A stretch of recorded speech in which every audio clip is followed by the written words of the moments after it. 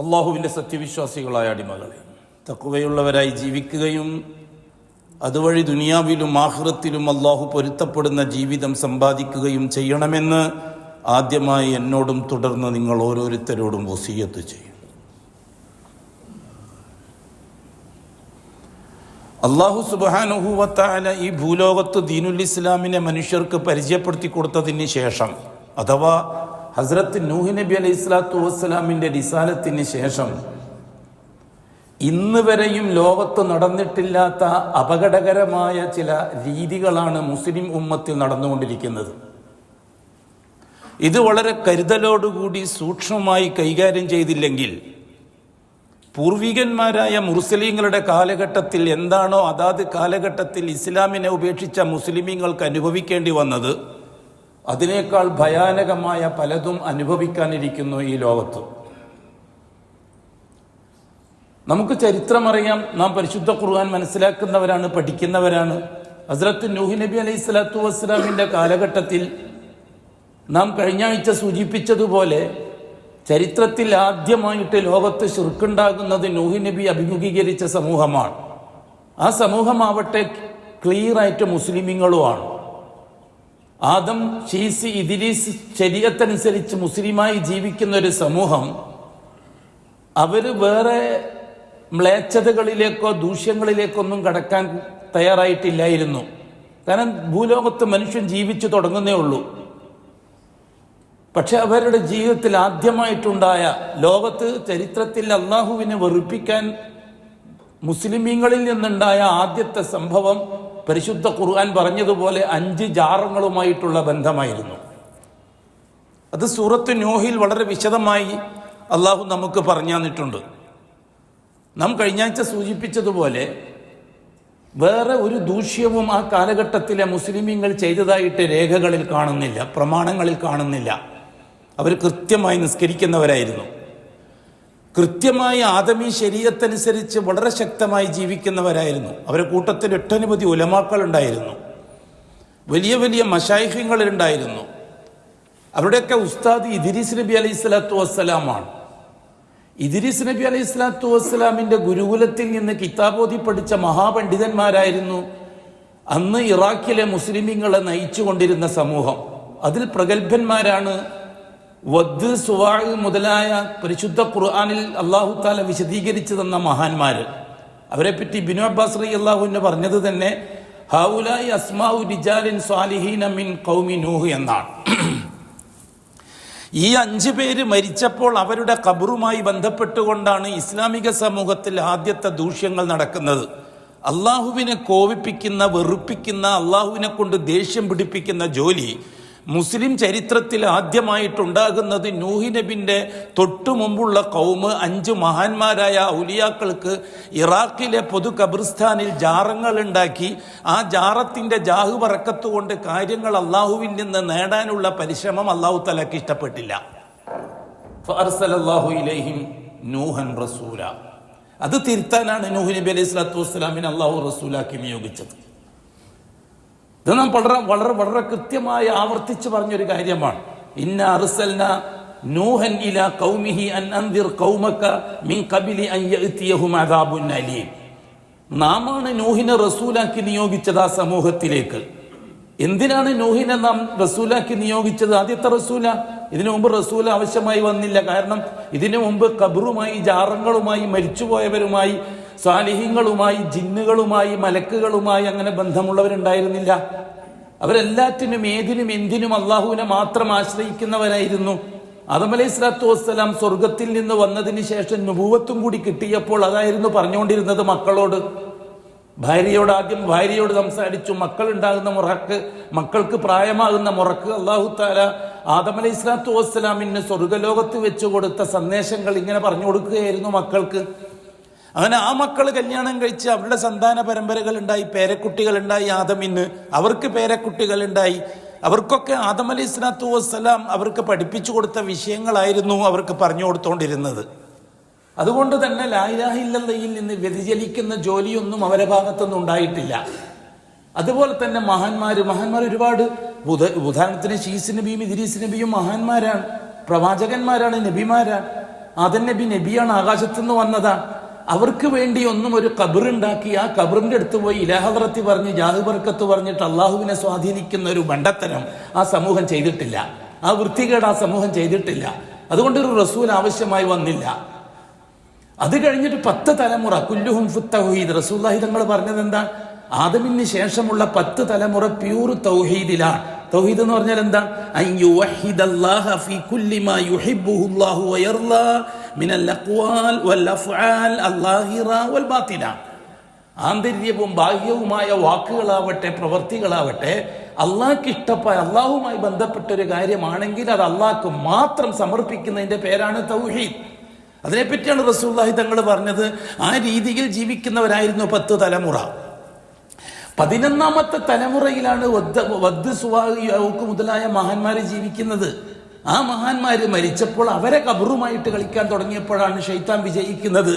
അവിടെയാണ് നൂഹ് നബിയെ റസൂലാക്കി നിയോഗിക്കേണ്ടി വരുന്നത്. പലപ്പോഴും നാം നമ്മുടെ ഉമ്മത്തോട് പറയാറുണ്ട്, ബഹുമാനപ്പെട്ട നൂഹ് നബിന്റെ റിസാലത്ത് ആ സമൂഹത്തിലെ എന്ത് ദൂഷ്യം തിരുത്താൻ വേണ്ടിയിട്ടാണ്. പ്രമാണങ്ങളിലൂടെ ഏത് ദൂഷ്യത്തെ തിരുത്താനാണ് നൂഹ് നബി റസൂലായി വന്നത്. വല്ലാഹി ജാറത്തിൽ പോയി ഇലാഹദ്റത്തി പറഞ്ഞ് ജാഹ് ബർക്കത്ത് കൊണ്ട് അള്ളാനെ അടുപ്പിക്കാൻ മെനക്കെടുന്നവരെ തിരുത്താനല്ലാതെ വേറെ എന്തെങ്കിലും ഒരു കാര്യത്തിനാണെന്നുണ്ടെങ്കിൽ പ്രമാണം പറഞ്ഞതാ. മാ ഖാലല്ലാ വമാ ഖാല റസൂലുള്ളാഹ് പറഞ്ഞതാ. അള്ളാഹു അള്ളാന്റെ റസൂലോ നൂഹ് നബിന്റെ റിസാലത്തിന് കാരണമായിക്കൊണ്ട് ഇന്ന കാരണം വേറെ ഉണ്ടായിരുന്നു എന്നതിന് തെളിവുക ഇല്ല. ഒരു തെളിവ് ഹാജരാക്കാൻ കഴിയില്ല. എന്നിട്ടോ അള്ളാഹ് പറയുന്നത്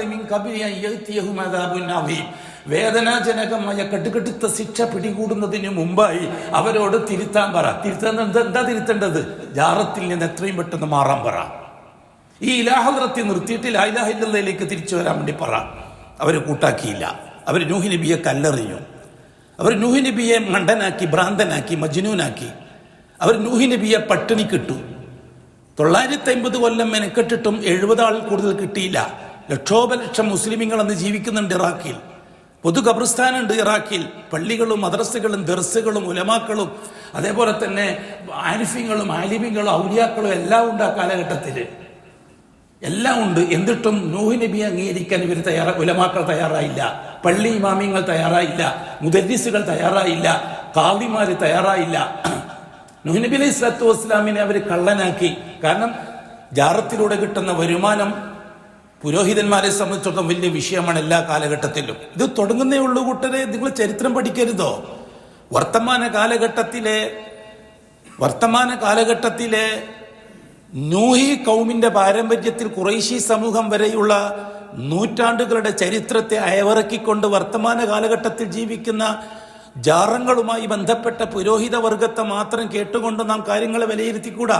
അതുകൊണ്ടാണ് അവര് അഹ്ലുസുന്നയെ കേൾക്കാൻ പാടില്ല, ഖുർആനും ഹദീസും കേൾക്കാൻ പാടില്ല, ഞങ്ങൾ പറഞ്ഞത് കേട്ടാൽ മതി എന്ന് പറഞ്ഞിട്ട് ഈ സമൂഹത്തിനെ പൊട്ടന്മാരും പൊടയന്മാരുമാക്കി മാറ്റുന്നത്. ഇത് തിരിച്ചറിയാൻ ഈ ഉമ്മത്തിന് കഴിയണമെന്നാണ് നാം പറയുന്നത്. എന്നിട്ട് എന്താ അള്ളാഹു സുബ്ഹാനഹു വ തആല ചെയ്തത്? നൂഹ് നബി അലൈഹി സ്വലാത്തു വസ്സലാമിന്റെ ദുആ സ്വീകരിച്ചുകൊണ്ട് അള്ളാഹു ദുആക്ക് ഉത്തരം കൊടുത്തത് അത്യുഗ്രമായ വെള്ളപ്പൊക്കം അല്ലേ? ചരിത്രത്തിൽ, ലോക മനുഷ്യ ചരിത്രത്തിൽ ആദ്യമായി എതിരാളികളെ കൈകാര്യം ചെയ്യാൻ അള്ളാഹു ഉപയോഗിച്ചത് വെള്ളപ്പൊക്കമാണ്. അവരെ ഞാൻ മുക്കിക്കൊല്ലാൻ തീരുമാനിച്ചിരിക്കുന്നു എന്ന് അള്ളാഹു തആല പറഞ്ഞു. ഉരുളുകൾ പൊട്ടി, മലകളും മറ്റും പൊട്ടി, യൂഫ്രട്ടീസിൽ നിന്നും ടൈഗ്രീസിൽ നിന്നും ഒഴുകിയ നിറഞ്ഞ വെള്ളം ഇറാഖിന്റെ പട്ടണങ്ങളെയും മുക്കി, എല്ലാറ്റിനെയും മുക്കി അവസാനം പർവ്വതങ്ങളിലെത്തി. നൂഹ് നബി ഉണ്ടാക്കി വെച്ച കപ്പൽ എവിടെയാണോ അവിടെ നിന്ന് വരെ എള്ളിത്ത് വെള്ളം. കംപ്ലീറ്റ് ജാറങ്ങൾ തകിടുപൊടിയായി. എല്ലാ മശായിഹങ്ങളും ഒലിച്ചുപോയി. ജീവിച്ചിരിക്കുന്ന ശൈഖുനമാരും മൗലാനമാരും മുങ്ങിച്ചത്തു. അതേ കൂട്ടത്തിൽ ബഹുമാനപ്പെട്ട നൂഹ് നബിന്റെ മകനും മുങ്ങിച്ചത്തു, ഭാര്യയും മുങ്ങിച്ചത്തു. ഇല്ലേ? ഖുർആനല്ലേ? ഏതെങ്കിലും നോവലിസ്റ്റ് പറഞ്ഞതാണോ? ഏതെങ്കിലും ചരിത്രകാരന്മാർ നോവൽ എഴുതിയതാണോ? പുസ്തകം എഴുതിയതാണോ? പരിശുദ്ധ ഖുർആനല്ലേ കാര്യം? അല്ലാഹു തആല വളരെ കൃത്യമായിട്ട് പറഞ്ഞതല്ലേ, ഫലാ തുഖാതിബിനി ഫില്ലദീന ളലമു. ഈ ജാറത്തിൽ ഇലാഹദ്റത്തിയുമായിട്ട് പോകുന്നവരെ പറ്റി എന്നോട് മിണ്ടിപ്പോവാൻ പാടില്ലേ ഇനി. ഇന്നഹും മുഗ്റഖൂൻ, തീർച്ചയായും ഞാൻ അവരെ മുക്കിക്കൊല്ലാൻ തീരുമാനിച്ചിരിക്കുകയാണ്. കംപ്ലീറ്റ് കാലിയാക്കിയില്ലേ? ഈ ചരിത്രത്തിൽ നിന്നല്ലേ പിന്നീട് വരുന്ന ചരിത്രങ്ങളൊക്കെ ഉടലെടുക്കുന്നത്.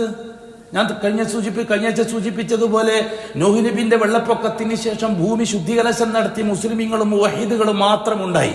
ശിർക്കോ കുഫ്രോ ലോകത്തന്നില്ല. കപ്പലിൽ നിന്ന് ഇറങ്ങിയവർ മുഴുവനും മുസ്ലിമീങ്ങളാണ്. അവരല്ലാത്ത വേറെ മനുഷ്യർ ഭൂഖണ്ഡങ്ങളിൽ എവിടെയും ഇല്ല. അന്ന് തന്നെ എല്ലാ ഭൂഖണ്ഡങ്ങളിലും മനുഷ്യൻ ജീവിക്കാനും തുടങ്ങിയിട്ടില്ല. നൂഹ് നബിന്റെ കാലഘട്ടത്തിൽ കപ്പലിൽ നിന്ന് ഇറങ്ങിയവർ വ്യത്യസ്ത രാജ്യങ്ങളിലേക്ക് താമസം മാറ്റിയപ്പോഴല്ലേ കൂട്ടരെ ഭൂഖണ്ഡങ്ങളിൽ മനുഷ്യനുണ്ടാകാൻ തുടങ്ങിയത്. ആഫ്രിക്കൻ ഭൂഖണ്ഡത്തിലായാലത്തെ, അമേരിക്കൻ ഭൂഖണ്ഡത്തിലാവട്ടെ, ഏഷ്യ ഭൂഖണ്ഡത്തിലാവട്ടെ, യൂറോപ്പ് ഭൂഖണ്ഡത്തിലാവട്ടെ, ഇവിടെ എല്ലാം മനുഷ്യരുണ്ടാകാൻ തുടങ്ങിയത് നൂഹ് നബിന്റെ കപ്പലിൽ നിന്ന് ഇറങ്ങിയ സമൂഹം പിന്നീട് പെറ്റുപെരുകിയതുകൊണ്ടല്ലേ. നൂഹ് നബിന്റെ കപ്പലിൽ നിന്ന് ഇറങ്ങിയ 70 പേരല്ലാതെ അന്ന് ലോകത്ത് മനുഷ്യൻ എന്ന അഡ്രസ്സിൽ വേറെ ആരെങ്കിലും ഉണ്ടോ? അത് 100% മോമിനിങ്ങളും മുസ്ലിമീങ്ങളും. അതിൽ നിന്നാണല്ലോ പിന്നെ മനുഷ്യരുണ്ടാകുന്നത്. അതിനെപ്പറ്റിയാണ് അള്ളാഹു തആല പറഞ്ഞത്. നൂഹ് നബിന്റെ മക്കളുമായിട്ട് ലോകത്ത് ഒരുപാട് സമൂഹമുണ്ടായപ്പോൾ ബഹുമാനപ്പെട്ട നൂഹ് നബിന്റെ ശരീഅത്തനുസരിച്ച് ജീവിക്കാൻ പാകത്തിൽ അവർക്ക് ഏർപ്പാടുകൾ ഉണ്ടാക്കി കൊടുത്തു. കാരണം ജീവിച്ചിരിക്കുന്നത് മുസ്ലിമീങ്ങളാ. അവർ നൂഹ് നബിന്റെ റിസാലത്തിനെ പറ്റി അവർക്ക് സംസാരിച്ചു കൊടുത്തു. ഇദ്രീസ് നബിന്റെയും മറ്റേ ഈസീസ് നബിന്റെയും ഉപ്പുപ്പ ആദമിന്റെയും നുബുവത്തിനെ പറ്റി അവർക്ക് സംസാരിച്ചു കൊടുത്തു. അവർ അതനുസരിച്ച് ജീവിക്കാനും തുടങ്ങി. ആ തലമുറ മരിച്ചു തീർന്നപ്പോൾ, നൂഹ് നബിനെ കണ്ട ആ തലമുറ മരിച്ചു തീർന്നപ്പോൾ മൗലാനമാരും ശൈഖുനമാരും ഉടലെടുത്തു. അവര് വീണ്ടും ജാറങ്ങളിലേക്ക് മടങ്ങി. അവര് വീണ്ടും ജാറങ്ങൾ ഉണ്ടാക്കി. നൂഹ് നബിന്റെ സന്താന പരമ്പരകളിൽ നിന്ന് മരിച്ചുപോയ മഹാന്മാർക്ക് കബറുകൾ കെട്ടി അവരിലേക്ക് ഇലാഹദ്റത്തിയുമായിട്ട് മൗലാനമാരും ശൈഖുനമാരും വന്നപ്പോൾ അതിൽ നിന്ന് അധികാരത്തിന്റെയും പണത്തിന്റെയും ആൾക്കാരുണ്ടായി. ശീഇയ്യത്തിന്റെ അടിസ്ഥാനം തന്നെ അൽമാലു വൽ മുൽക്ക്. ഈ 2 കാര്യങ്ങളാണ്. ഒന്ന് അസ്സലഫിയ, മറ്റേത് അശ്ശീഇയ്യ. സലഫിയത്തിന്റെ അടിസ്ഥാന പ്രമാണം അൽ ഈമാനു വൽ അഅമാൽ. ശീഇയ്യത്തിന്റെ അടിസ്ഥാന പ്രമാണം അൽ മാലു വൽ മുൽക്ക്. ശീഇയ്യത്ത് നിലനിൽക്കുന്നത് ഈമാനിനെയും അഅമാലിനെയും അടിസ്ഥാനമാക്കിക്കൊണ്ടാണ്. ശീഇയ്യത്ത് നിലനിൽക്കുന്നത് അധികാരത്തെയും പണത്തെയും അടിസ്ഥാനമാക്കിക്കൊണ്ടാണ്. സലഫിയത്ത് നിലനിൽക്കുന്നത് അൽ ഈമാനു വൽ അഅമാൽ, ഈമാനിനെയും അഅമാലിനെയും അടിസ്ഥാനമാക്കിക്കൊണ്ടാണ്. അത് വരുത്തുകാലം നിലനിൽക്കൂല. ഉദ്ധാരകന്മാർ പ്രവാചകന്മാരും മരിച്ചു തീരലോടുകൂടി വീണ്ടും പഴയതിലേക്ക് മടങ്ങും. അതിൽ നിന്ന് അധികാരി വർഗം ഉണ്ടാകും. ഈ അധികാരി വർഗത്തെ സഹായിക്കുന്നത് ഈ പുരോഹിത വർഗമാണ്. പുരോഹിത വർഗം സാധാരണക്കാരന്റെ മനസ്സിനെ ആത്മീയവൽക്കരിക്കാൻ വേണ്ടി ഉണ്ടാക്കാൻ തുടങ്ങിയ ശൈത്താനിയത്താണ് ജാറങ്ങൾ.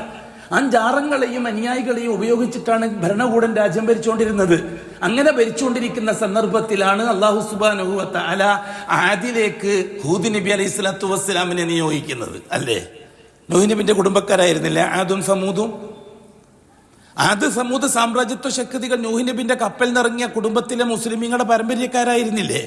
അവരിലെ മൗലാനമാരും ശൈഖുനമാരും വീണ്ടും ജാറവുമായി ബന്ധപ്പെട്ട് ലാ ഇലാഹ ഇല്ലല്ലാഹ് കൊടുത്ത ഷഹാദ ബാത്തിലാക്കി ശിർക്കിലും കുഫറിലും ആകാൻ തുടങ്ങിയപ്പോഴല്ലേ അല്ലാഹു സുബ്ഹാനഹു വ തആല ഹൂദ് നബി അലൈഹി സ്വലാത്തു വസ്സലാമിനെ നിയോഗിച്ചത്. ഹൂദ് നബി അലൈഹി സ്വലാത്തു വസ്സലാം നിരന്തരം മെനക്കെട്ടിട്ട് ആളെ കിട്ടിയോ? മൗലാനമാരും ശൈഖുനമാരും ഒന്നിച്ചല്ലേ ആൾക്കാർ കൂടിയത്? ജാറത്തിന്റെ ഒന്നിച്ചല്ലേ ആൾക്കാർ കൂടിയത്? ആത്മീയമായി, അതായത് എന്ത് തോന്നിവാസം ചെയ്താലും ജാറത്തിൽ ചെന്നിട്ട് ആത്മീയ നിർവൃതി ഉണ്ടാക്കിയാൽ പരിഹാരമുണ്ടെന്ന് ഈ പുരോഹിതന്മാര് പഠിപ്പിച്ചതിന്റെ അടിസ്ഥാനത്തിലായിരുന്നില്ലേ അതൊക്കെ? അല്ലാഹു സുബ്ഹാനഹു വ തആല സാലിഹ് നബി അലൈഹി ഹൂദ് നബി അലൈഹി സ്വലാത്തു വസ്സലാമിന് സഹിക്കാൻ കഴിഞ്ഞില്ല. അള്ളാഹുവിനോട് ദുആ ചെയ്ത് സഹിക്കാൻ പറ്റുന്നില്ല. അള്ളാഹുവെ എത്ര പറഞ്ഞിട്ട് ഇവർ ജാറം വിടാൻ തയ്യാറില്ല. അവർ മൗലാനമാരെ പിന്നെയാണ്. അല്ലാഹു സുബ്ഹാനഹു വ തആല നടപടിയെടുത്തു. ഇല്ലേ? ഫഅമ്മാ ആദുൻ ഫഉഹ്ലികു ബിരീഹിൻ സർസറിൻ ആതിയ. കൊടുങ്കാറ്റ് ഉപയോഗിച്ചിട്ടല്ലേ അള്ളാഹു അവരെ കൈകാര്യം ചെയ്തത്? ജാറത്തിന്റെ ആൾക്കാർ മുഴുവനും നശിച്ച് മണ്ണടഞ്ഞില്ലേ? ഇതേപോലെ തന്നെ അല്ലേ സാലിഹ് നബി അലൈഹി സ്വലാത്തു വസ്സലാമിന്റെ ജനം?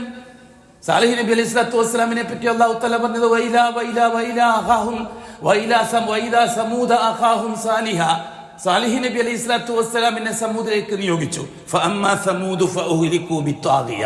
അവരെയും നശിപ്പിച്ചു. അഞ്ചാറത്തിന്റെ ആൾക്കാരെയും അല്ലാഹു നശിപ്പിച്ചു, അത്യുഗ്രമായ ഭൂഗർഭത്തിൽ അകപ്പെടുത്തിയിട്ട്. എന്താണ് ചരിത്രം? അതോ തിരിച്ച് നബിമാരെ ശിക്ഷിക്കാനാണോ അല്ലാഹു തആല നടപ്പിലാക്കിയത്? നൂഹ് നബി അലൈഹി സ്വലാത്തു വസ്സലാമിന്റെ കാലഘട്ടത്തിലുള്ള തൂഫാൻ നബിമാരെ സൃഷ്ടിക്കാൻ, നൂഹ് നബിനെയും മുസ്ലിങ്ങളെ സൃഷ്ടിക്കാനാണോ? അതോ ജാറത്തിന്റെ മൗലാനമാരെയും സൃഷ്ടിക്കാനാണോ? ഹൂദ് നബി അലൈഹി സ്വലാത്തു വസ്സലാമിന്റെ കാലഘട്ടത്തിൽ വന്ന ശിക്ഷ കൊടുങ്കാറ്റ് അവിടുത്തെ നബിമാരെ ഹൂദ് നബിയെ ശിക്ഷിക്കാനാണോ? അതോ ഹൂദ് നബിന്റെ അനുയായികളായ ജാറത്തിന്റെ ആൾക്കാരെ സൃഷ്ടിക്കാനാണോ? അതേപോലെ തന്നെ സമൂദിലേക്ക് വന്ന ഭൂകമ്പത്തിൽ ആകെ ഒലിച്ചു, കംപ്ലീറ്റ് ഉരുൾപൊട്ടി നശിച്ചുപോയി. ആരെ ശിക്ഷിക്കാനായിരുന്നു അത്? നൂഹ് നബിയെയും ഹൂദ് നബിയെയും ഹൂദ് നബിന്റെ അനുയായികളായ മുസ്ലിമീങ്ങളെയും തൗഹീദിന്റെ ആൾക്കാരെ ശിക്ഷിക്കാനാണോ അതോ ജാറത്തിന്റെ ആൾക്കാരെ ശിക്ഷിക്കാനാണോ? അത് കഴിഞ്ഞിട്ടാണ് ലൂത്ത് നബി അലൈഹി സ്വലാത്തു വസ്സലാമിനെ നിയോഗിക്കുന്നത്.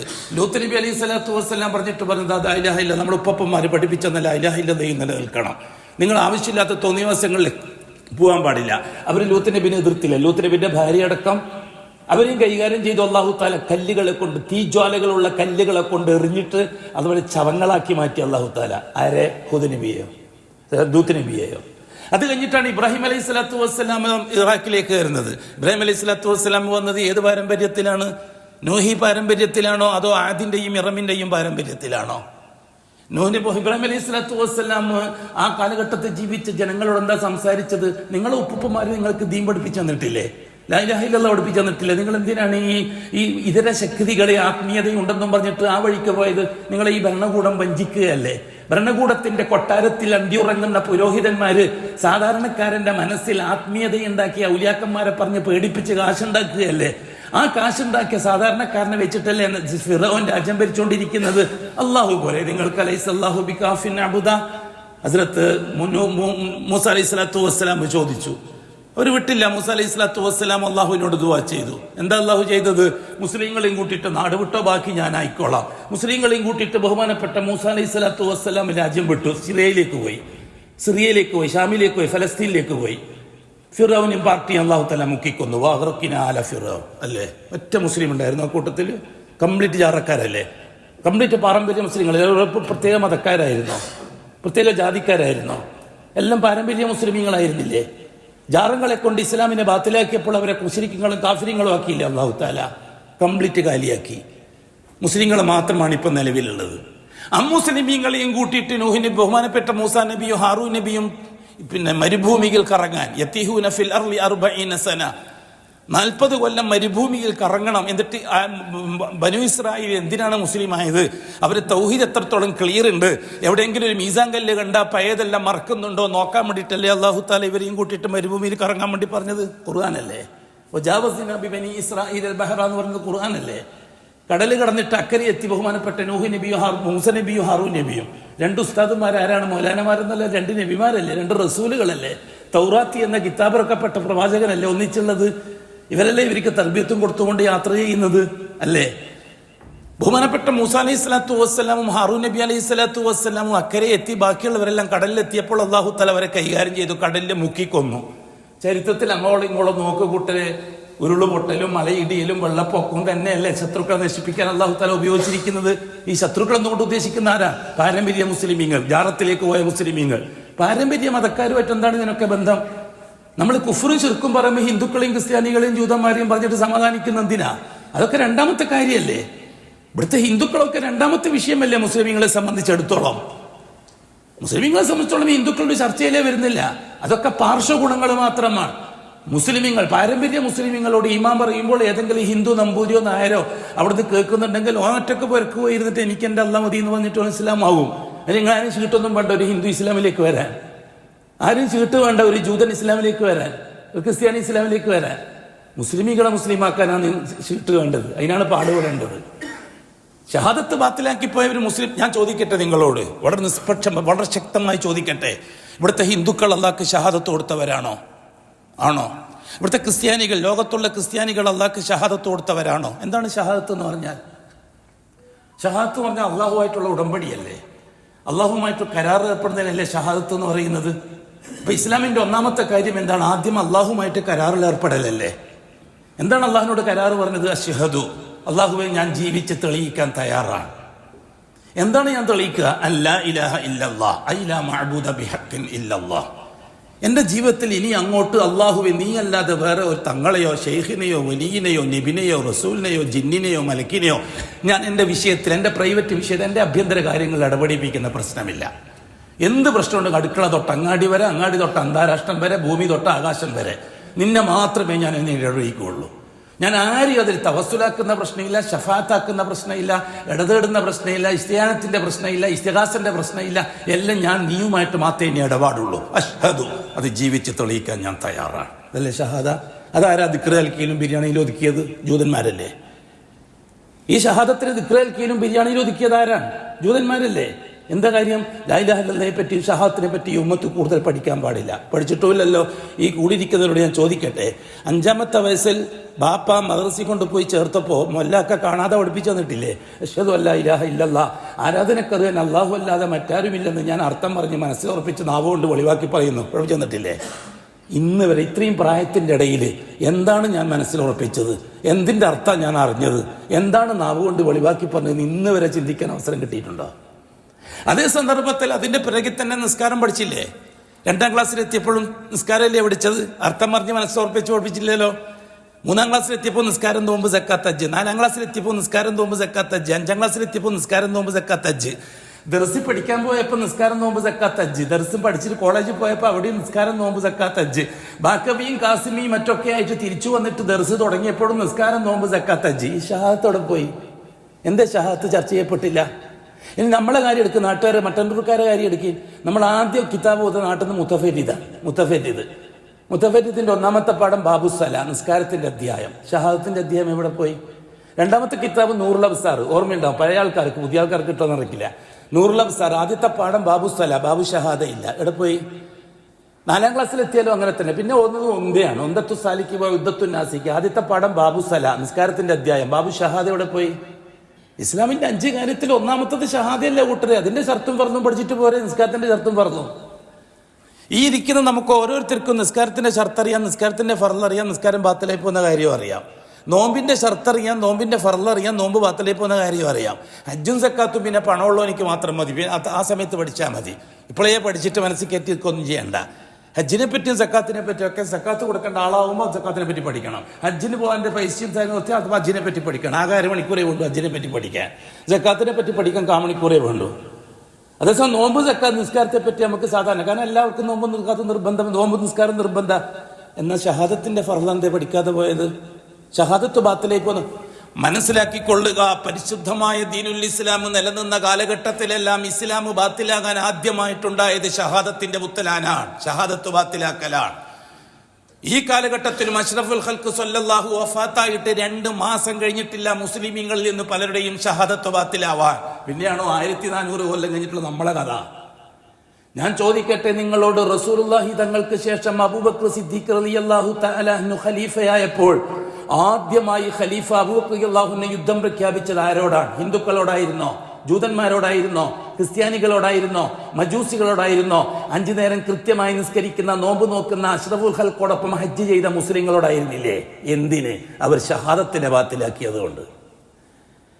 ആരായിരുന്നു മുസൈലിമുത്തുൽ കദ്ദാബ്? മുസൈലിമുത്തുൽ കദ്ദാബ് എന്ന് പഠിച്ചിട്ടല്ലേ ഉള്ളൂ. എന്തുകൊണ്ടാണെന്ന് ഇവർ പഠിച്ചു തരൂല, ഷിയാക്കൾ പഠിപ്പിച്ചു തരൂല. ഈ ഷഹാദത്ത് ഒളിച്ചതുപോലെ തന്നെ ഷഹാദത്ത് ബാത്തിലായ വിഷയങ്ങൾ ഇവർ ഒളിപ്പിച്ചു വെക്കും, കഥ മാത്രം പറയും. ഞാൻ ചോദിക്കട്ടെ നിങ്ങളോട്, മുസൈലിമുത്തുൽ കദ്ദാബിനെ എന്തിനാണ് അബൂബക്കർ സിദ്ദീഖ് റളിയല്ലാഹു തആല അൻഹു കൊന്നത്? ഒപ്പം 40,000 പേരുണ്ടായിരുന്നു മുസൈലിമുത്തുൽ കദ്ദാബിന്റെ ഒന്നിച്ച്. മുസൈലിമുത്തുൽ കദ്ദാബ് മുസ്ലിം ആയിരുന്നില്ലേ? മുസൈലിമുത്തുൽ കദ്ദാബ് റസൂലുള്ളാഹി തങ്ങളെ കണ്ട ആളായിരുന്നില്ലേ? മുസൈലിമുത്തുൽ കദ്ദാബ് അഷ്റഫുൽ ഖൽഖിനെ ഒന്നിച്ചു കൂടിയ ആളായിരുന്നില്ലേ? അല്ലാഹു റസൂലുമായിട്ട് സംസാരിച്ച ആളായിരുന്നില്ലേ? എന്നിട്ട് മുസൈലിമുത്തുൽ കദ്ദാബിനോട് യുദ്ധം ചെയ്യാൻ അള്ളാഹു ബഹുമാനപ്പെട്ട അബൂബക്കർ സിദ്ദീഖ് തയ്യാറായത് എന്തുകൊണ്ടാണ്? അവർ മുസ്ലിമീങ്ങളാണ്, അവർ നിസ്കരിക്കുന്നവരാണ്, അവർ നോമ്പ് വെക്കുന്നവരാണ്, അവർ സക്കാത്ത് ചെയ്യുന്നവരാണ്, അവർ കൃത്യമായി ഹജ്ജ് ചെയ്തവരാണ്. റസൂലുള്ളാഹി തങ്ങളോടൊപ്പം ഹജ്ജ് ചെയ്തവർ ആ കൂട്ടത്തിലുണ്ട്. എന്നിട്ടും അവർ ഇസ്ലാമിൽ നിന്ന് പുറത്തുപോയി എന്നും പറഞ്ഞിട്ട് അവരെ കൊന്നുകളഞ്ഞില്ല. അബൂബക്കർ സിദ്ദീഖ് റളിയല്ലാഹു അൻഹു മുസ്ലിമീങ്ങളെ കാഫിറാക്കുന്ന ആളാണോ? ഇപ്പോഴത്തെ ഷിയാക്കൾ സലഫികളെ പറ്റി പറയും പോലെ മുസ്ലിമീങ്ങൾ ആരെങ്കിലും കാഫിറാക്കുന്ന ആളാണെന്ന് പറയാൻ ധൈര്യമുണ്ട് നിങ്ങൾക്ക്? അബൂബക്കർ സിദ്ദീഖ് റളിയല്ലാഹു അൻഹു നിസ്കരിക്കുന്ന ആളെ കാഫിറാക്കിയ ആളാണ്. അബൂബക്കർ സിദ്ദീഖ് റളിയല്ലാഹു അൻഹു നോമ്പ് വെക്കുന്ന ആളെ കാഫിറാക്കിയ ആളാണ്. അബൂബക്കർ സിദ്ദീഖ് റളിയല്ലാഹു അൻഹു പള്ളിയിൽ പോകുന്ന ആളെ കാഫിറാക്കിയതാണ്. അതുകൊണ്ട് അബൂബക്കർ സിദ്ദീഖിനെ അംഗീകരിക്കാൻ പറ്റാത്ത നിങ്ങൾ പറയും. നിങ്ങളെ മറ്റേ ഷിയാക്കളെ അനുയായികളാണ്, അതുകൊണ്ട് നിങ്ങൾ പറയും. നിങ്ങൾക്ക് കേരളത്തിൽ പറയാൻ ധൈര്യമില്ലാത്തതുകൊണ്ടാണ് ഇവിടുത്തെ ജാറത്തിന്റെ ആൾക്കാരായ ഷീഈ മൊല്ലമാരും മിണ്ടാത്തത്. കേരളത്തിൽ പറയാൻ ധൈര്യമില്ലാത്തതുകൊണ്ട്. അല്ലെങ്കിൽ എന്നേ ഇറാൻ ഒന്നിച്ചു കൂടിയെന്നെ, എന്നേ കഅബത്തിലേക്ക് പോകുന്നതിന് പകരം കർബലയിലേക്ക് ഹജ്ജും ഉംറയുമായിട്ട് ഗ്രൂപ്പുമായിട്ട് പോയേനെ. കാലം വിദൂരമല്ല. പുതിയ നൂറ്റാണ്ട് തീരുന്നതിന് മുമ്പ്, 21-ാം നൂറ്റാണ്ട് തീരുന്നതിന് മുമ്പ് കേരളത്തിൽ നിന്ന് ഗ്രൂപ്പുകൾ ഉണ്ടാക്കി കർബലയിലേക്ക് ഹജ്ജിനും ഉംറയ്ക്കും വേണ്ടി ഈ മൊല്ലമാര് സാധാരണക്കാരനെ കൂട്ടിക്കൊണ്ടു പോകുന്ന കാലം വിദൂരമല്ല. അള്ളാഹു ആയുസ് നീട്ടിത്തന്നെങ്കിൽ നമുക്കത് കാണാം കേരളത്തിൽ. അതെ, അതാണ് ലക്ഷ്യം ഇറാന്റെ. കഅബാലയത്തെയും മസ്ജിദ് നബവിയെയും തകർക്കുക, എന്നിട്ട് കർബലയിൽ കഅബത്തിന് പകരം ഒരു കഅബം പണിയുക. ആ സമയത്ത് മൗലാനമാരെ എന്ത് കള്ളം പറഞ്ഞാലും അപ്പടി കേൾക്കുന്ന ഒരു അനുയായി വൃദ്ധമുണ്ട് എന്നുള്ള കാര്യം ലോകത്തിന് നന്നായിട്ട് അറിയാം. അവസാനം പറഞ്ഞു അള്ളാഹു തന്നെയാണ് ഈ മടവൂർക്കാരൻ എന്ന് പറയുന്നിടത്തെത്തിയപ്പോഴും ന്യായീകരിച്ചു കൊടുക്കാൻ മൊല്ലന്മാരുണ്ടായപ്പോൾ ഏറ്റുപിടിക്കാൻ അനുയായികളാകുന്ന ഒരുതരം മാനസിക രോഗികളുണ്ടായി എന്നതാണ് ചരിത്രത്തിന്റെ ഭാഗം. ഇതേ അനുയായികൾ തന്നെ നാളെ ഒരു കാലം വഹാബികളെ നാടാണ് മക്കയും മദീനയും, അതുകൊണ്ട് നമ്മളെ നാട് കർബലയിലാണെന്നും പറഞ്ഞ് കൂഫയിലേക്ക് ഹജ്ജിനും ഉംറയ്ക്കും വേണ്ടി ഗ്രൂപ്പ് ഉണ്ടാക്കിയിട്ട് പോകുന്ന കാലം വിദൂരമല്ല കൂട്ടരെ. ജീവിച്ചിരിപ്പുണ്ടെങ്കിൽ കാണാം, പുതിയ നൂറ്റാണ്ട് തീരുന്നതിനു മുമ്പ്. ബഹുമാനപ്പെട്ട റസൂലുള്ളാഹി സ്വല്ലല്ലാഹു അലൈഹി വസല്ലം തങ്ങളുടെ ആദ്യത്തെ ഖലീഫ അബൂബക്കർ സിദ്ദീഖ് സമൂഹത്തെ കൊന്നുകളഞ്ഞത് എന്തിനു വേണ്ടിയിട്ടാണ്?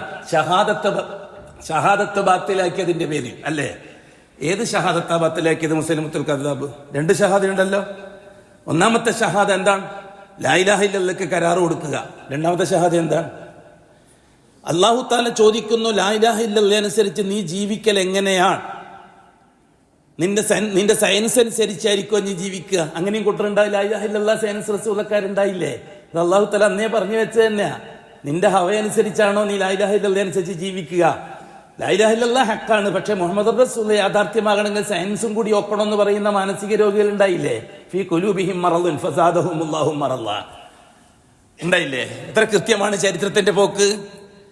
അല്ലാഹു തആല ചോദിച്ചു, അല്ലാഹു തആല അനുയായികളും അടിമകളോട് ചോദിക്കുന്ന എന്താണ്? നീ നിന്റെ ഹവ, നിന്റെ താല്പര്യം അനുസരിച്ചാണോ, അതോ നിന്റെ ശേഖന്മാരും നിന്റെ മൗലാനമാരും നിന്റെ ശേഖുനമാരും പറയുന്നതനുസരിച്ചാണോ? നീ എങ്ങനെയാണ് ലാ ഇലാഹ ഇല്ലല്ലാഹ് ജീവിതത്തിൽ പകർത്തി തെളിയിക്കുക?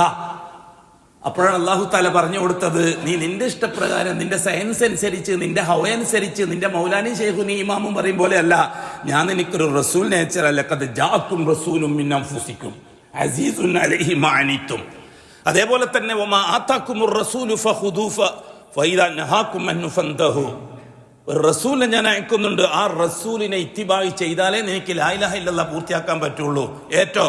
ഏറ്റവും അല്ലാഹുവേ അഷ്ഹദു അന്ന മുഹമ്മദൻ റസൂലുള്ളാഹ്. അതാണ് രണ്ടാമത്തെ ഷഹാദ വരുന്നത്. ആരാണ് ഇത് സലാത്ത് അൽക്കയിലും ബിരിയാണിയിൽ ഒതുക്കിയത്? ജൂതന്മാരല്ലേ? ജൂതന്റെ അനുയായികളല്ലേ? ജൂതന്റെ അനുയായികളായ മൗലാനമാരും ശൈഖുനമാരും അല്ലേ? ജാറത്തിന്റെയും തരീഖത്തിന്റെയും ആൾക്കാരല്ലേ?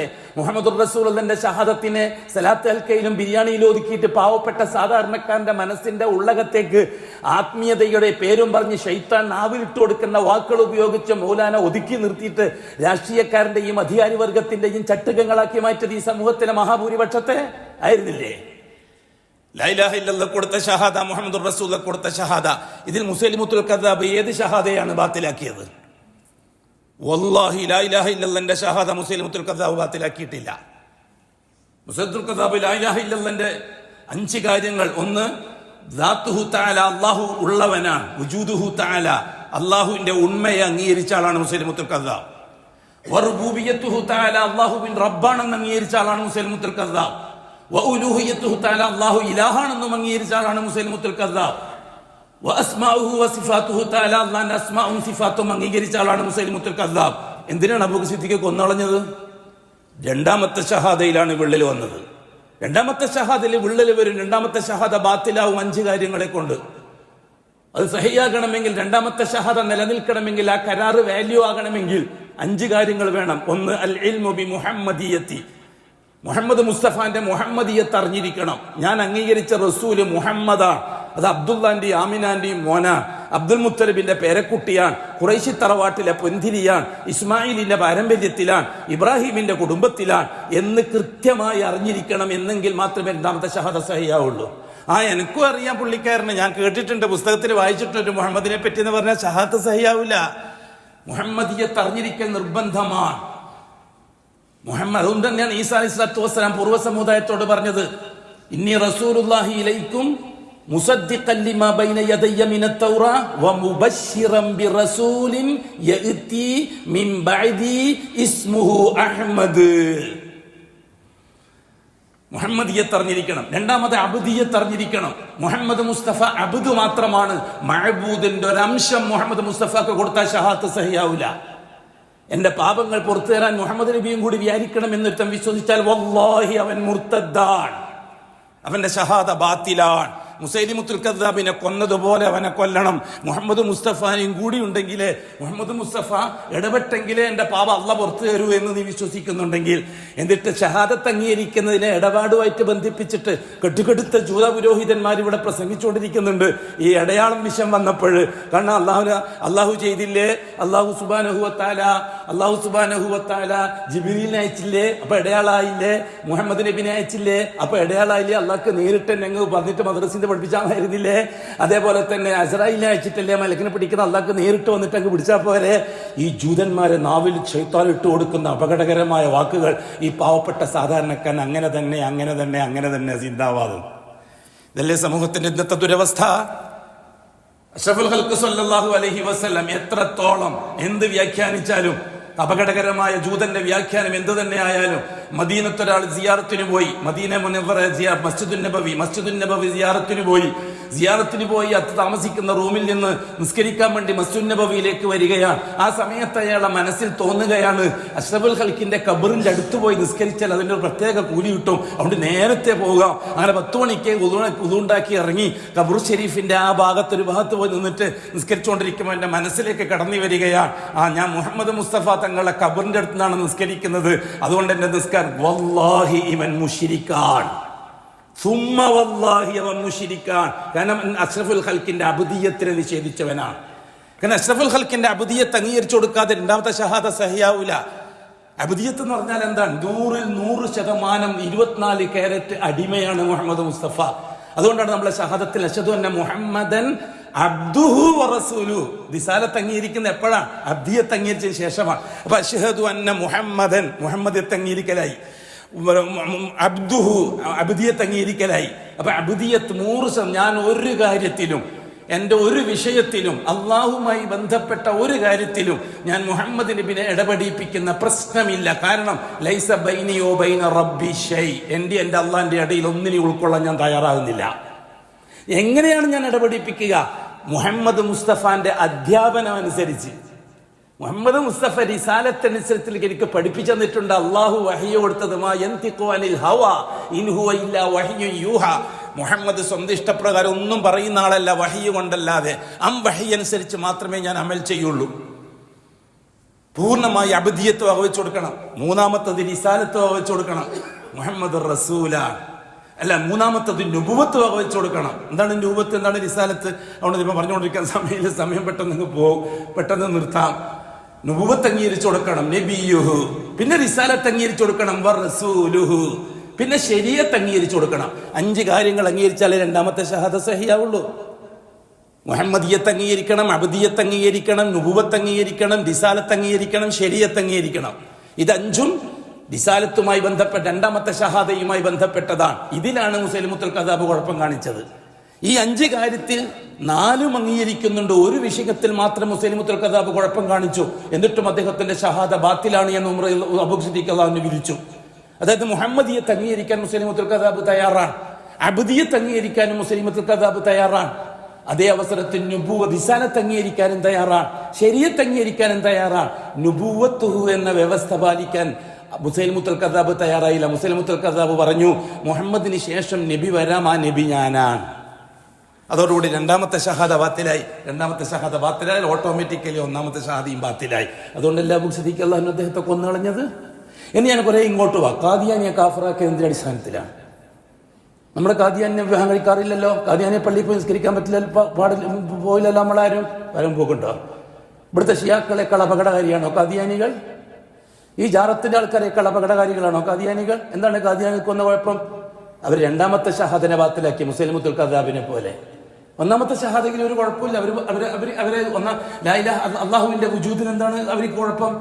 അള്ളാഹുവിന്റെ റുബൂബിയത്തും ഉലൂഹിയത്തും അംഗീകരിച്ചു കൊടുക്കുന്ന കാര്യത്തിൽ, അള്ളാഹുവിന്റെ അസ്മാ സിഫത്ത് അംഗീകരിച്ചു കൊടുക്കുന്ന കാര്യത്തിൽ എന്തിനാണ് ലോക ഉലമാക്കൾ വർത്തമാന കാലഘട്ടത്തിന് തൊട്ട് മുമ്പുള്ള നൂറ്റാണ്ടിൽ ഈ ഖാദിയാനി, ഇന്ത്യക്കാരനായ ഖാദിയാനിയെ കാഫിർ എന്ന് പറഞ്ഞ് വിട്ടത്? കൊല്ലാൻ അധികാരമില്ലാത്തതുകൊണ്ട് കൊന്നില്ല. അവൻ കാഫിറാക്കി എന്തുകൊണ്ടാ? മുസ്ലിമുത്തുൽ കദ്ദാബിന്റെ അതേ ചരിത്രമാണ്. ലാ ഇലാഹ ഇല്ലല്ലാഹ് ഷഹാദ അയാൾ ബാത്തിലാക്കിയിട്ടില്ല. രണ്ടാമത്തെ ഷഹാദയിലെ മൂന്നാമത്തെ കാര്യമായ നുബുവത്തിൽ അയാൾ സംശയം പ്രകടിപ്പിച്ചു. അതേ കാര്യം തന്നെ മുസ്ലിമുത്തുൽ കദ്ദാബും ചെയ്തത്. ഇവരെല്ലാം 5 നേരം കൃത്യമായി നിസ്കരിക്കുന്നവരല്ലേ? ഇവരെങ്ങനെ കാഫിറാക്കിയത്? ഒരു നോമ്പ് വെക്കുന്നവരല്ലേ, അവരെങ്ങനെ കാഫറാക്കിയത്? നിസ്കരിക്കുന്ന ആളെയും നോമ്പ് വെക്കുന്ന ആളെയും നിസ്കാരത്താകുമ്പോൾ ആളെയും അതേപോലെ തന്നെ കമീസ് ഇടുന്ന ആളെയും ഒന്നും പറയാൻ പാടില്ല. അത് ഹിന്ദുക്കളെയോ കുഞ്ഞിരാമനെയോ വർഗീസിനെയോ പറഞ്ഞാൽ മതി. അതാണ് ദൈവത്തിൽ നിന്നുള്ള കള്ളത്തരം. ആര് പഠിപ്പിച്ചതാണ്? ഇല്ല. പാരമ്പര്യ മുസ്ലിമീങ്ങൾക്കിടയിലാണ് റിസാലത്തിന്റെ ദഅവത്തുള്ളത്. നൂഹ് നബി തൊട്ട് ഇങ്ങോട്ട് അഷ്റഫുൽ ഖൽഖ് വരെയും 313 മുർസലുകൾ വന്നത് പാരമ്പര്യ മുസ്ലിമീങ്ങളെ ഒറിജിനൽ ഇസ്ലാമിലേക്ക് കൊണ്ടുവരാനാണ്. ആധുനികന്റെ ഭാഷയിൽ പറഞ്ഞാൽ ഷിഈയത്തിൽ നിന്ന് സലഫിയത്തിലേക്ക് കൊണ്ടുവരാനാണ്. സിറിയത്തിന്റെ കേന്ദ്രമായിരുന്നു, ഓഫീസായിരുന്നു, അഥവാ ആധുനിക ലോകത്തെ സുന്നി സെന്റർ ആയിരുന്നു ദാറുൻ നദ്വ. അവിടെയാണ് അബൂ താലിബിന്റെ നേതൃത്വത്തിൽ ഈ മൗലാനമാരെ യോഗം കൂടാറ്. ഞാൻ ചോദിക്കട്ടെ നിങ്ങളോട്, ഉലമാക്കൾക്ക് ഇതൊന്നും തിരിഞ്ഞില്ല? ഉലമാക്കൾക്ക് ഇതൊന്നും മനസ്സിലായില്ല? ഇവരൊക്കെ 10 കൊല്ലം കിതാബോധിയും 15 കൊല്ലം കിതാബോധികളും നാട്ടിലെ കാളിയാറായിട്ട് നിന്നവരും 25 കൊല്ലം ദർസ് നടത്തിയവരും അല്ലേ? ഇന്നലെ വരെ ഏറാപാറ നടന്ന പിള്ളേർക്കാണോ തൗഹീദ് മനസ്സിലായതെന്നല്ലേ നിങ്ങൾ ചോദിക്കുന്നത്? അതെ, ആ പിള്ളേർക്ക് തന്നെയാ തൗഹീദ് മനസ്സിലായത്. നിങ്ങളെ ഷെയ്ഖായ അബൂ താലിബിന് മരിക്കുന്നവരെ മനസ്സിലായില്ല. ഞങ്ങളെ ഷെയ്ഖായ ഖത്താബിന്റെ മകൻ ഉമറിന് മനസ്സിലായപ്പോൾ എല്ലാം ക്ലിയറായി. അതുകൊണ്ട് സലഫികൾ അഭിമാനത്തോടെ പറയും, ഞങ്ങൾ ഉമർ ഫാറൂഖിന്റെ ആളാണ്, നിങ്ങൾ അബൂ താലിബിന്റെ ആളാണ്. ഇവിടുത്തെ മൗലാനമാര്, ഷെയ്ഖുനമാര്, ഖത്തീവുമാര്, മുദരിസുമാര്, ഉസ്താദുമാര്, അതേപോലെയുള്ളവരെല്ലാം അബൂ താലിബിന്റെ പാർട്ടിയാണ്. കാരണം അഷ്റഫുൽ ഖൽഖിന്റെ ഗുരുകുലത്തിൽ നിന്ന് 8 കൊല്ലം കിതാബ് ഓതി പഠിച്ച ആളാണ് അബൂ താലിബ്. അബൂ താലിബിനെ തുല്യമായ ഒരു ആലിമിനെ നിങ്ങൾക്ക് ഇന്ന് ലോകത്ത് കാണിച്ചു തരാൻ കഴിയില്ല. അബൂ താലിബ് എല്ലാ വിഷയത്തിലും അത്രമാത്രം അങ്ങേയറ്റത്തെ ഇതുള്ള പാരമ്പര്യമുള്ള ആളാണ്. അബൂ താലിബിന്റെ ഇൽമ് ചില്ലറയല്ല. അബൂ താലിബ് തന്നെ അത് വളരെ കൃത്യമായിട്ട് അഷ്റഫുൽ ഖൽഖിനോട് തന്നെ പറഞ്ഞിട്ടുണ്ട്. ഓ മോനെ, നീ എനിക്ക് നിന്റെ ദീൻ മനസ്സിലാക്കി തരുന്നുണ്ട്.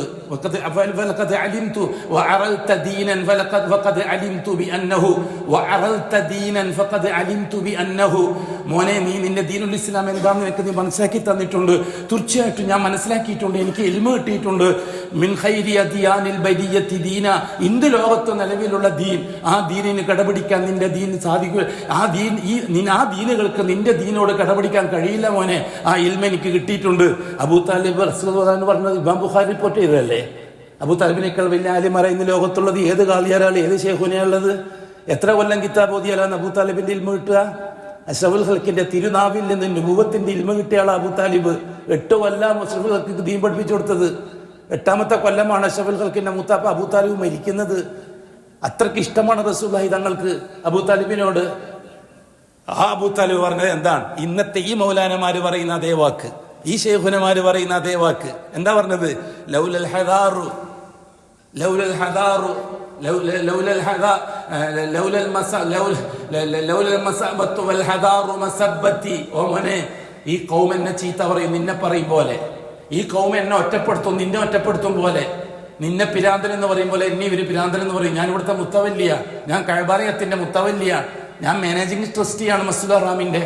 ഞാൻ ഈ സമൂഹത്തെ നയിക്കുന്ന നേതാവാണ്, ഖുറൈശി കുലത്തിന്റെ നേതാവ് ഞാനാണ്. നിന്നെ ഈ ഖൗമി ഈ ഇസ്ലാം പറഞ്ഞതിന്റെ പേരിൽ എന്തൊക്കെയാ ചെയ്യുന്നത് ഞാൻ കാണുന്നുണ്ട്. മോനെ, ഈ വയസ്സുകാലത്ത് എനിക്കതൊന്നും താങ്ങാൻ കഴിയില്ല. ലൗലൽ മലാമത്തു വൽ ഹദാറു മസബ്ബത്തി. ഈ ആക്ഷേപിച്ച് പറയുന്ന, കുറ്റം പറയുന്ന, ഈ തോന്നിയവാസം പറയുന്ന വാക്കൊന്നും എനിക്ക് കേൾക്കാൻ കഴിയില്ല. അവർ തന്നെ ഒരു പുളിച്ച തെറി പറയുന്നുണ്ട്, ആ തെറിയും എനിക്ക് കേൾക്കാൻ കഴിയില്ല. അല്ലായിരുന്നുവെങ്കിൽ പൊന്നുമോനെ, ഞാൻ വളരെ ശക്തിയായി നിങ്ങൾക്ക് പിന്തുണ പ്രഖ്യാപിക്കുമായിരുന്നു. എന്താ കാരണം പറഞ്ഞത്? പൂർവികന്മാരായ ദീൻ ഇങ്ങനെയാണ്, അതുകൊണ്ടാണെന്ന കാരണം പറഞ്ഞത് അബൂ താലിബ്. ഉപ്പാപ്പമാരെ പഠിപ്പിച്ചെന്ന ദീൻ ഇങ്ങനെയാണെന്നാണോ അബൂ താലിബ് കാരണം പറഞ്ഞത്? നിന്റെ ദീൻ ഹക്കാണ്, പക്ഷെ അത് ഞാൻ അംഗീകരിച്ചു. അതന്നെ ഇന്നും ഷിയാക്കൾ പറയുന്ന മഹാഭൂരിപക്ഷം കേട്ടൊരു ചെറുപ്പക്കാരൻ സെലഫിയത്തുമായി ബന്ധപ്പെടുമ്പോൾ അവന്റെ മനസ്സിലുള്ള പേടി, ഇവിടുത്തെ ഭൂരിപക്ഷം എന്നെ ഒറ്റപ്പെടുത്തി കളയുമോ? അതെന്നെയായിരുന്നു അന്ന് അബൂ താലിബിനുണ്ടായ പേടി. ഖത്താബിന്റെ മകൻ ഉമറും അതേപോലെ പേടിച്ചു. പക്ഷെ ഖത്താബിന്റെ മകൻ ഉമർ പേടിച്ചിട്ട് നിൽക്കാൻ തയ്യാറായില്ല. ബെരുന്നെടുത്ത് വെച്ച് കാണാമെന്ന് മനസ്സിലാക്കി സെലഫിയത്ത് അംഗീകരിച്ചു. അതുകൊണ്ട് എന്തായി? അബൂബക്കറും ഫിൽ ജന്ന, ഉമറും ഫിൽ ജന്ന, ഉസ്മാനും ഫിൽ ജന്ന, അലിയും ഫിൽ ജന്ന. ഇവർ 4 സ്വർഗത്തില്, അബൂ താലിബ് നരകത്തില്. അബൂ താലിബ് നരകത്തില്. അള്ളാന്റെ റസൂല് പറഞ്ഞത് ഒറ്റൊരാൾക്കാണ് 0 പോയിന്റിലുള്ള ശിക്ഷ നരകത്തിൽ. ലഹു ജംറത്താനി മിന്നാർ, തീ കൊണ്ടുള്ള 2 ഷൂ ധരിപ്പിക്കും. ആ തീ ഷൂ ധരിപ്പിക്കുമ്പോൾ തന്നെ തലച്ചോറ് വരെ ഒഴുകാൻ തുടങ്ങും. അത് കാലാകാലം തുടരും. അത് അബൂ താലിബിന്റെ ശിക്ഷയാണ്. അള്ളാന്റെ റസൂൽ പറഞ്ഞല്ലേ? രക്ഷപ്പെടാൻ കഴിഞ്ഞോ? ഇൽമുള്ളതുകൊണ്ട് രക്ഷപ്പെടാൻ കഴിഞ്ഞോ? പള്ളിയിലെ കാളിയായതുകൊണ്ട് രക്ഷപ്പെടാൻ കഴിഞ്ഞോ? മസ്ജിദുൽ ഹറാമിന്റെ മാനേജിംഗ് ട്രസ്റ്റി ആയതുകൊണ്ട് രക്ഷപ്പെടാൻ കഴിഞ്ഞോ? കഅബാലയത്തിലെ മുത്തവല്ലിയായതുകൊണ്ട് രക്ഷപ്പെടാൻ കഴിഞ്ഞോ കൂട്ടരെ? അതേ അവസരത്തിൽ ഖത്താബിന്റെ മകൻ ഉമർ ഇത് ആരുമല്ല, അഷ്റഫുൽ ഖൽഖിന്റെ ഗുരുകുലത്തിൽ ഇരുന്നിട്ട് ഒരു ദിവസം പോലും പാടിക്കുന്ന ഇസ്ലാമിനെ കേൾക്കാൻ തയ്യാറായിട്ടില്ല ഖത്താബിന്റെ മകൻ ഉമർ. ഒരു ദിവസം പോലും ഇതിൽ അവസാനം ഒരു അള്ളാഹു താല വഴി തുറക്കാൻ നേരത്താണ് ഒളിഞ്ഞിരുന്നിട്ട് അഷ്റഫുൽ ഖൽക്കിന്റെ ഖുർആനോത്ത് കേട്ടത് പള്ളിയിൽ നിസ്കരിക്കുമ്പോൾ. അതോടുകൂടി ഉമർ അള്ളാഹു താലാനുവിന് കാര്യം ബോധ്യപ്പെട്ടു. സംഭവിച്ചതോ അള്ളാഹു മനസ്സിലാക്കാൻ. അതുകൊണ്ട് ഞാൻ എൻ്റെ പ്രിയപ്പെട്ടവരോട്, എന്നോട്, ഈ ഇരിക്കുന്നവരോട്, ലോകത്തോട്, മട്ടന്നൂർക്കാരോട്, കാളിമാരോട്, മുദരിസുമാരോട്, പള്ളി ഭാരവാഹികളോട്, ജമാഅത്ത് കമ്മിറ്റിയോട് വളരെ കൃത്യമായിട്ട് പറയുകയാണ്, നാളെ ആഖിറത്തിൽ അള്ളാഹുവിൻ്റെ മുമ്പിൽ ഈ പറച്ചൽ ചർച്ച ചെയ്യപ്പെടുമെന്ന യഖീനോടെ പറയുകയാണ്. യുദ്ധകാലാടിസ്ഥാനത്തിൽ മുദരിസുകളോട്, ഖത്തീമാരോട്, ഖാദിമാരോട് യുദ്ധകാലാടിസ്ഥാനത്തിൽ ഷഹാദത്ത് സെർച്ച് ചെയ്തുകൊള്ളുക. ഇല്ലെങ്കിൽ സംഗതി അപകടമാണ്. വരാനിരിക്കുന്ന മുസീബത്ത് ചില്ലറയായിരിക്കുകയില്ല. أقول قولي هذا والله أعلم وأستغفر الله العظيم لي ولكم وأستعفيه عني وعنكم وعن جميع المسلمين والمؤمنين أجمعين واستغفروه إنه هو الغفور الرحيم.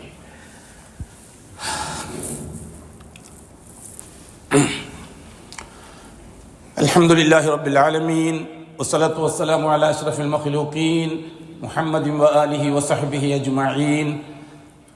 عباد الله اتقوا الله حق تقاته ولا تموتن إلا وأنتم مسلمون. സഹോദരങ്ങളെ, സഹോദരിമാരെ, മാഷാ അല്ലാഹ്, 2 ആഴ്ച അല്ലാഹുവിൻ്റെ വഹ്ദാനിയത്ത് നിങ്ങളുടെ മുമ്പിൽ നാളെ ആഖിറത്തിൽ യൗമഇദിൻ തുഹദ്ദിസു അഖ്ബാറഹ ഇദാ സുൽസിലത്തിൽ അർളു സിൽസാലഹ വഅഖ്റജത്തിൽ അർളു അസ്ഖാലഹ വഖാലൽ ഇൻസാനു മാലഹ യൗമഇദിൻ തുഹദ്ദിസു അഖ്ബാറഹ. ഭൂമിക്ക് പറയാനുള്ളത് ഭൂമി പറയുന്ന ദിവസം. അപ്പോൾ സഹാബാക്കൾ ചോദിച്ചു, മാ അഖ്ബാറുഹ യാ റസൂലല്ലാഹ്, എന്താണ് ഈ ഭൂമിക്ക് പറയാനുള്ളത്? അപ്പോൾ റസൂലുള്ളാഹി തങ്ങൾ പറഞ്ഞു, ഈ ഭൂമിൻ്റെ പുറന്തൊലിക്ക് മുകളിൽ ജീവിക്കുന്ന ഒരാണോ പെണ്ണോ അവർ പറഞ്ഞത്, അവർ ചെയ്തത് ഭൂമിയിലെ മുഴുവൻ വസ്തുക്കളും സാക്ഷിയാണ്. അള്ളാഹു ആ സാക്ഷികളെ കൊണ്ട് സംസാരിപ്പിക്കും. ഇവിടുത്തെ വണ്ടി, ജന്തു, ജീവി, പക്ഷി, പർവ്വജാതികളോട്, ഇവിടുത്തെ ഈച്ച, പാറ്റ മുതലായവരോട്, ഇവിടുത്തെ സസ്യലതാദികളോട്. ഈ കാണുന്ന മിമ്പറും മെഹ്റാബും നാളെ ആഖിറത്തിൽ അള്ളാഹുവിൻ്റെ മുമ്പിൽ ചർച്ച ചെയ്യപ്പെടും. അവർക്ക് പറയാനുള്ളത് അള്ളാഹു പറയിപ്പിക്കും. ആദിഹി അഖ്ബാറുഹ, ഇതാണ് ഭൂമിക്ക് പറയാനുള്ളത് എന്ന് റസൂലുള്ളാഹി ആയത്തിനെ വ്യാഖ്യാനിച്ചുകൊണ്ട് പറഞ്ഞു. അതെ, എനിക്കും നിങ്ങളോട് പറയാനുള്ളത്, ഈ 2 ആഴ്ച നിങ്ങൾക്ക് ഞാനൊരു മെസ്സേജ് തന്നിട്ടുണ്ട്. ഷഹാദത്ത് സഹിയാക്കിക്കൊള്ളുക. ഈ മിമ്പർ സാക്ഷിയാണ്, മെഹ്റാബ് സാക്ഷിയാണ്. നാളെ ആഖിറത്തിൽ അള്ളാഹുവിൻ്റെ ദർബാറിൽ ചർച്ച ചെയ്യുമ്പോൾ ഞാനും ഹാജരാക്കപ്പെടും, നിങ്ങളും ഹാജരാക്കപ്പെടും, ഈ കാണുന്ന വസ്തുവകകൾ മുഴുവനും ഹാജരാക്കപ്പെടും. ബാക്കി അവിടെ വെച്ച് ചർച്ച ചെയ്യാം നമുക്ക് ഇൻഷാ അല്ലാഹ്. അള്ളാഹു നമ്മുടെ ഷഹാദ സഹിയാക്കി തരട്ടെ. മരിക്കുന്നതിനൊരു ദിവസം മുമ്പെങ്കിലും നല്ല പ്യൂർ ഷഹാദ അള്ളാഹു നന്ന് അള്ളാഹിനെ നാളെ കണ്ടുമുട്ടുന്ന സമയത്ത് ആ ഷഹാദ അള്ളാഹിൻ്റെ മുമ്പിൽ ഹാജരാക്കി അവൻ്റെ അടുത്ത് കഴിഞ്ഞുകൂടുന്ന ചെറിയ ന്യൂനപക്ഷം, ആ ന്യൂനപക്ഷത്തോടൊപ്പം ചേരാൻ എന്താണോ വേണ്ടത് അള്ളാഹു അവൻ്റെ ഔദാര്യം കൊണ്ട് നസീബാക്കി തരട്ടെ. അലാ വസല്ലു വസല്ലിമു അലൻ നബിയിൽ മുസ്തഫ വർ റസൂലിൽ മുർത്തദ وقال مخبرا وآمرا إن الله وملائكته يصلون على النبي يا أيها الذين آمنوا صلوا عليه وسلموا تسليما. وقال عليه الصلاة والسلام من صلى علي واحدة صلى الله بها عليه 10. اللهم صل على محمد وعلى آل محمد كما صليت على إبراهيم وعلى آل إبراهيم وبارك على محمد وعلى آل محمد كما باركت على إبراهيم وعلى آل إبراهيم في العالمين إنك حميد مجيد. اللهم ارضنا شفيع خلفاء، اللهم اغفر للمؤمنين والمؤمنات، اللهم ارضنا شفيع خلفائه الراشدين المهديين أبي بكر وعمر وعثمان وعلي وعن سائر الصحابة والقرابة كلهم أجمعين، وارض عنا معهم برحمتك يا أرحم الراحمين. اللهم اغفر للمؤمنين والمؤمنات والمسلمين والمسلمات الأحياء منهم والأموات. اللهم إنك مجيب الدعوات وقاضي الحاجات. اللهم طيب ثرانا وثراهم واجعل الجنة مأوانا ومأواهم. اللهم أصلحنا وأصلح أئمتنا وأمتنا وولاتنا وولاة أمورنا. اللهم اجعل أمورنا بأيدي خيارنا حتى يقودنا إلى الخير من هو خير منا. اللهم انصر جيوش المسلمين وفك أسر المأسورين وقض الدين عن المدينين. اللهم اكتب الستر والسلامة علينا وعلى والدينا وأولادنا وأزواجنا وعلى جميع الحجاج والعمار والزوار والغزاة والمجاهدين في سبيلك صادرين واردين في برك وبحرك وجوك أجمعين يا رب العالمين. اللهم أعزنا وأعز الإسلام والمسلمين. اللهم انصرنا وانصر الإسلام والمسلمين. اللهم أذل الشرك والمشركين، اللهم أذل الكفر والكافرين، اللهم أذل الإلحاد والملحدين، اللهم شتت شملهم وفرق جمعهم وقل عددهم وخالف بين كلماتهم، اللهم زلزل أقدامهم يا رب العالمين. اللهم مزق المملكة المشركين الكافرين الحربيين الظالمين اليهود والنصارى والشيعيين بعزتك وقدرتك يا رب العالمين. وصلى الله على خير خلقه محمد وآله وصحبه أجمعين والحمد لله رب العالمين.